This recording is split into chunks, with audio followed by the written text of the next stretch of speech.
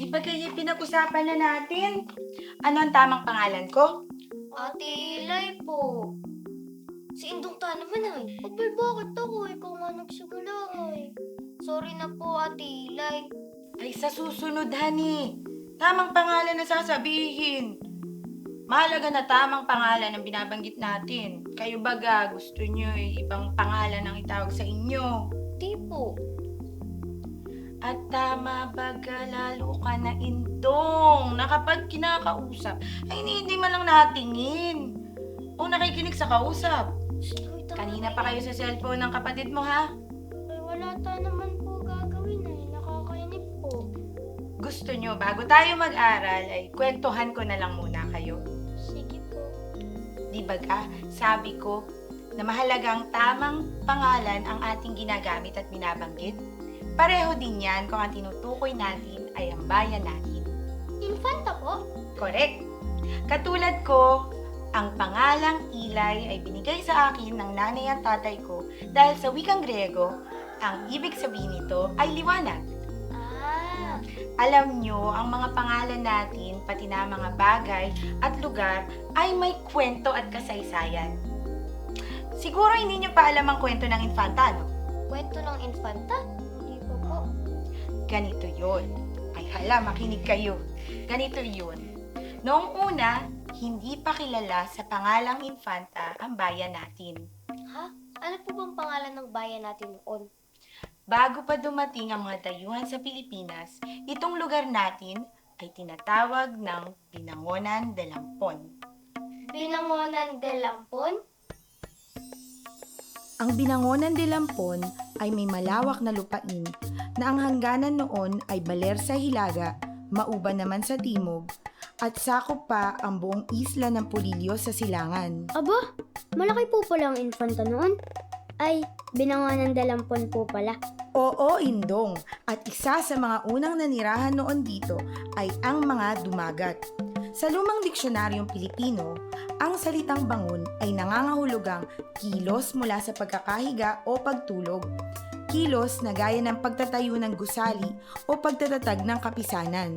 May kwento rin na ang pangalang Binangonan ay pinaniniwalaang galing sa katagang pagbabangon sa mga katutubong dumagat. Ang binangon o pagbabangon ay ang paggawad o pagbibinyag ng pangalan na wikang dumagit na kung tawagin nila ay angay. Ang bata ay binibigay ng kanilang mga magulang sa sobkalan. Isang matandang lalaki o babae na kinikilala ng pigtaanin na may kakayanan na sa pamagitan ng sobkal o ritual ay nakikipag-usap sa hindi nakikita at ang tinig na maririnig niya ang karapat-dapat itawag sa bangon o pangalan na napanaginipan. Ibig sabihin po, binibigyan po sila ng bagong pangalan pero manggagaling po ito sa Sobkalan. Ay, siya po yung isang madunong na matanda sa grupo. Siya po yung nakikipag-usap sa, ano nga po yung tawag sa hindi nakikita pero may tinig. Kinikilala ng mga dumagat na mga espiritu o elemento na tagapagbantay sa kalikasan. Ah! At yung pagpapangalan po sa bata ng sobkalan ay tinatawag na pagbabangon. Ah! Ay pinagmulan ng pangalang Binangonan. Ayon sa kwento, Ay yung lampon po. sa pag-aaral, maaaring ang lampon ay ipinangalan mula sa isang lugar na kilala bilang Santiago de Lampon sa Corona, Galicia sa Spain. Dahil maaaring gaya doon, inilalarawan ang bayan natin na isang mahusay na kanlungan para sa mga barko. Isa pang kwento dito, ang Lampon ay kilalang pangalan ng lawa na nasa tapat ng bundok Binangonan. Dahil may isa pang lugar sa lalawigan ng Rizal na noon ay lalawigan ng Morong na ang pangalan ay Binangonan din. Nilagyan ng De Lampon ang pangalan ng dating Binangonan lang, kaya naging Binangonan de Lampon. Ha? Bakit po? Noong 1578, ay nagtayo ng krus si Padre Esteban Ortiz, isang paring Pransiskano. sa lupain ng Binangonan de Lampon ng Costa Oriental. Hudyat ito na itinatag niya sa pook na ito ang sentro ng pananampalataya. Noong 1590 naman, naging prioridad ni Gobernador General Don Gomez Perez Dasmariñas ang galugarin ang dalampasigan na karaniwang tinutukoy na kontrakosta ng Luzon hanggang sa Cagayan para makahanap at makapili ng lugar na pwedeng maging direktang pondohan ng mga galyon na magmumula sa kontinente ng Amerika at magiging lunsaran pabalik naman doon na hindi na kailangan pang lumikaw sa kipot ng San Bernardino o sa Cagayan para lamang makarating sa Maynila. Ang tinahak o sinusugan ng anak ni Gobernador General Dasmariñas na si Don Luis Dasmariñas ay ang naging ruta noon ni Juan Salcedo, pero pabalik niya tinahak. Kaya't mula sa Maynila ay nilakbay naman niya ang Laguna de Bay patungong Binangonan de Lampon. At sa pondohan doon ay sumakay silang patungong Dalampasigan ng Cagayan. Mula noon, ang pondohan ng Binangonan de Lampon ay binantayan sa pamagitan ng garrison ng mga sundalo dahil sa mga galyong naglalayag mula sa Acapulco, Mexico na pumupondo rito. Pero taong 1609 naman nang ginawang formal ang pagkakatatag ng bayan ng Binangonan de Lampon sa pangunguna ng banal na martir na si Padre Blas Palomino, kung saan siya ang naging unang ministro dito. Wow! Talaga po ba? Ang infanta po dati ay dinadaanan ng mga galyon? Hindi lang dinadaanan, dito din pumupondo yung malalaking galyon. Astig!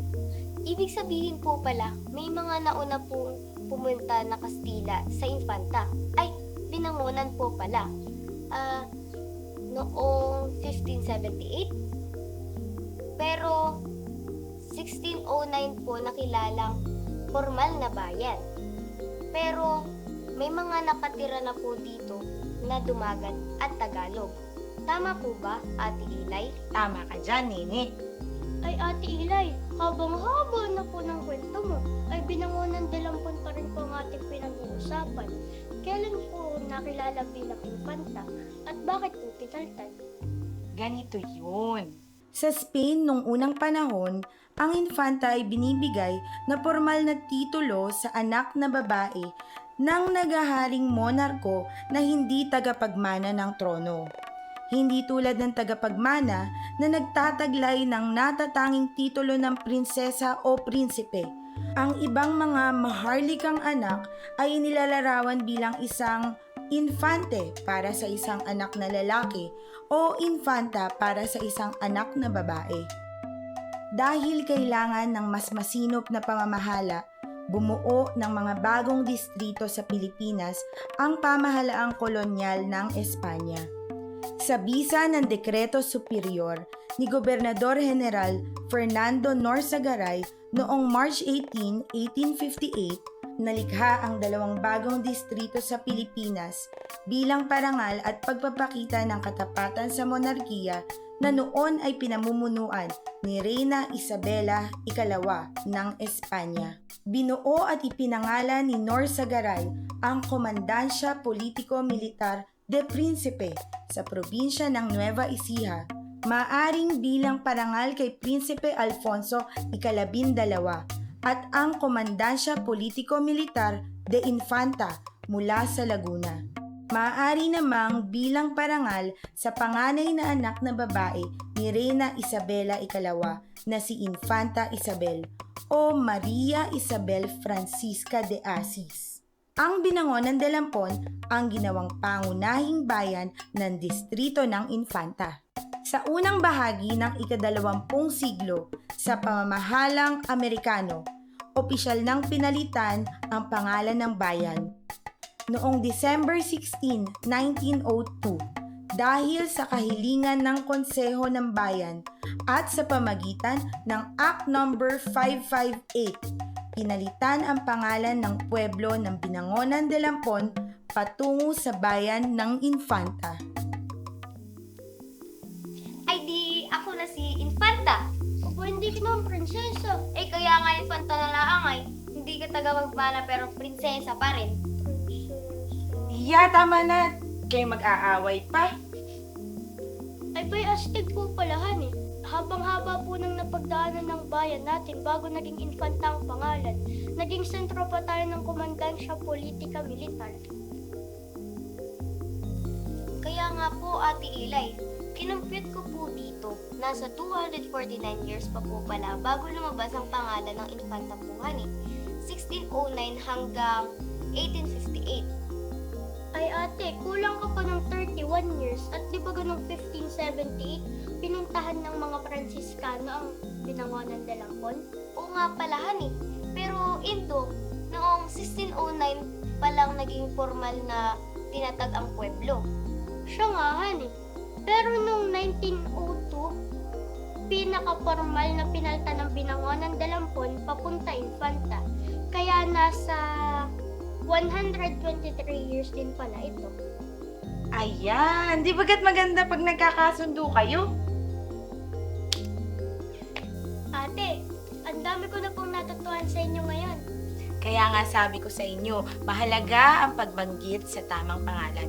At mahalaga din na alamin natin ang kwento sa likod ng pangalan. Oo nga po, ate. Promise, di ko na po lolokohin ang inyong pangalan. Ako din po. Ay hala, sige na ta, pahaba na ang ating kwentuhan. Katay mag-aral na ng inyong mga aralin. Sungan natin ang kasaysayan sa ating